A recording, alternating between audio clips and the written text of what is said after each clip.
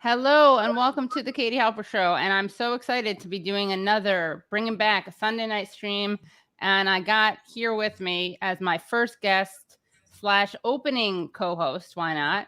None other than the formidable, prolific, unstoppable, unbeatable Aaron Mate. Aaron, hello and welcome. Hi, Katie.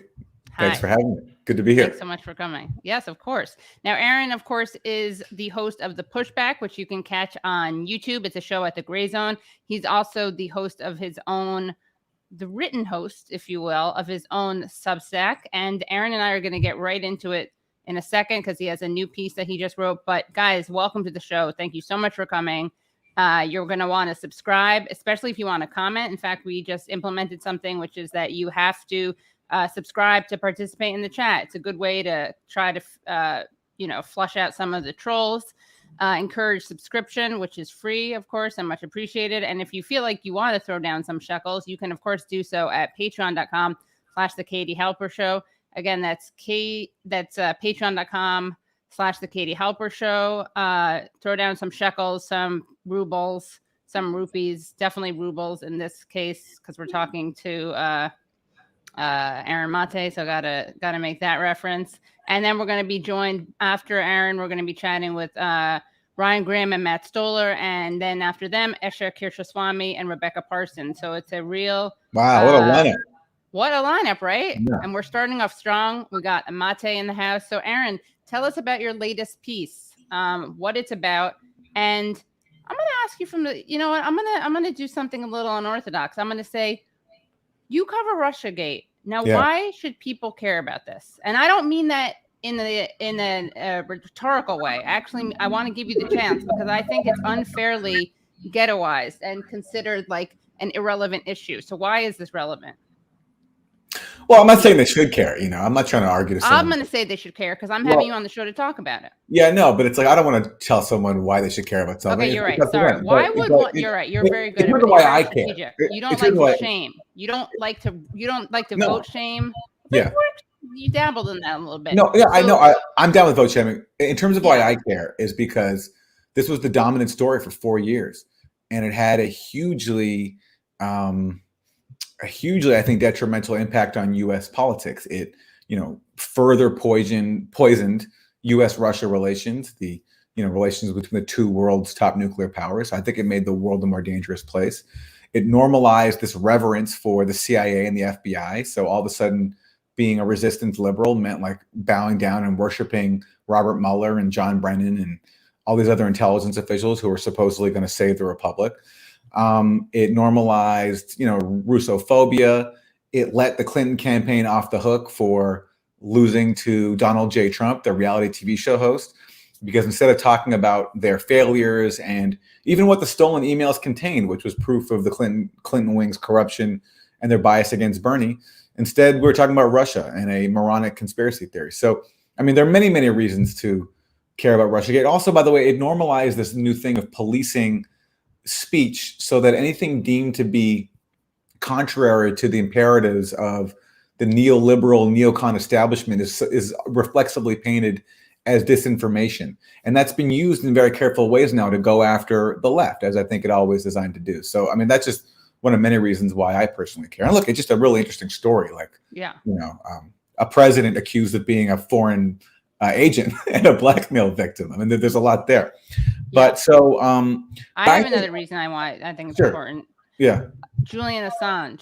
There we go. Yes, that's a huge reason. I think that it really, and he's just one example of it, but I think we see what happens when people's brains break. And we really did see, and we do see someone who's, in jail for unjust reasons. He won his extradition case. You guys at the Gray Zone have done great work on this. And I think a large part of that is because Trump and the Russiagate stuff broke people's brains, gave them brain worms, and they just shut down. And like anything that you say about Assange is all of a sudden seen through the lens of, oh, but he helped Trump win. And it's the same kind of, it's this, oh, but he helped Trump win. Oh, but Russia. And you just see people who I feel like before 2016, you and I would have had a lot more in common with when discussing politics. we would have like rolled eyes together about other people. And these are the people who now I roll eyes at. Well, first of all, I claim to have nothing in common with nobody, so no, I'm He kidding. always has claimed that. That's been his claim. Yeah. But yeah, no, I know. Listen, yeah, the allegation that Julian Assange is a Russian asset was a huge there's a lot of propaganda that went into that. And I think, it's one of many interests that Russiagate served. As I was saying before, where any person or idea or, argument that challenged the sort of like neocon, neoliberal consensus when it comes to, foreign and domestic policy was tainted with the specter of Russia. And Julian Assange is like the ultimate example of that. And this false allegation that he was somehow in cahoots with Russia has been used to manufacture support for the persecution campaign against him. And, there's a whole, if you look at the specifics of Julian Assange and the emails and all that, I mean, there's a lot to get into, but the allegation that he got those emails from Russia, I think, is increasingly undermined the more evidence that we've gotten, and we haven't gotten even nearly all the facts that we should. So yeah, right. It's one of many reasons to challenge it. So now there's this new thing, which I just written about, where basically the Steele dossier, which is just one part of Russiagate, but basically it's this like collection of conspiracy theories that was paid for by the Clinton campaign in 2016, written by this former British spy, Christopher Steele. And the Steele dossier was used to basically spread the Trump-Russia collusion narrative in the media. And it was even used by the FBI for investigative leads and even for surveillance warrant applications on this one Trump volunteer aide named Carter Page. And basically, there's this new indictment of the key source of the Steele dossier, this guy named Igor Danchenko, who's a Russian expat living in D.C., actually worked for the Brookings Institution, which is a liberal Clinton-type think tank. And basically, the indictment shows that Danchenko, the main source for Steele, embellished so much of his material. And funnily, he even got some of his material from a longtime Clinton operative, this guy named Charles Dolan. And Dolan didn't give him the P-tape claim, but he gave him information such as like that Trump stayed at the Ritz-Carlton. And then Danchenko and Steele basically embellished all of that to come up with the P-tape thing. So basically, slippery, urine-y slope. Yes, exactly. So it's just one more piece of evidence showing that, Steele dossier, which was a key part of Russiagate, was a scam. And it's one more part of it that ties it to the Clinton world. And, the details are funny and they're interesting and they're humiliating for the FBI and for the Clinton campaign. And certainly for the US media, which spent years falling over themselves to portray Christopher Steele as this noble hero who, innocently came across this damning information about Trump and just wanted to help save America from this Russian agent, right? That's the story we got. And everybody fell for it in every major media outlet, the Washington Post, the New York Times, the New Yorker magazine, Mother Jones, you name it.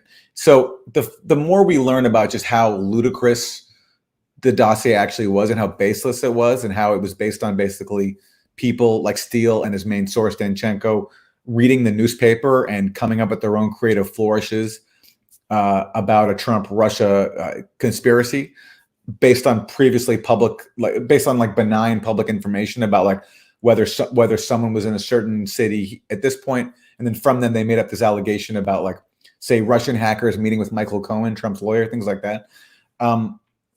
As humiliating as this is for all them, I think it just for our purposes as progressives, it's another reason to reflect on, I think, what a lost opportunity the 2016 election was and how Russiagate really undermined the left in the aftermath. Because remember what happened. The stolen emails, whoever stole them, whether it's Russia or not, just forget that for a second. What did they show? They showed that the DNC was biased against Bernie and that Hillary Clinton was corrupt. She was telling Wall Street one thing and then telling Main Street something else, right? And so that showed some corruption on the neoliberal wing of the Democratic Party. And then they lost. They lost to Trump. So there was no reason at all to protect them or to follow them anymore. They lost to Trump. It was a perfect opportunity for Bernard Sanders to ascend and take over the party and do so on the backs of the revelations that Hillary Clinton was plotting against him, on top of the fact that Hillary Clinton lost. She couldn't even beat this fake populist Donald Trump. Well, yeah, thank you guys so much. This has been a great show. And if you caught the whole thing, wow, are you lucky? You are blessed. Consider yourself blessed. If you're not watching this live and you want to watch the full thing, you can do that by joining the Patreon at patreon.com/The Katie Halper Show. Again, that's patreon.com/The Katie Halper Show. Make sure no matter what you do, you got to subscribe. You just got to subscribe. Hit the share. Hit the like. We got to bring more people over here. And hit the bell button too. Yes. So right. So to subscribe, you hit subscribe and then you hit the bell. Thanks for watching.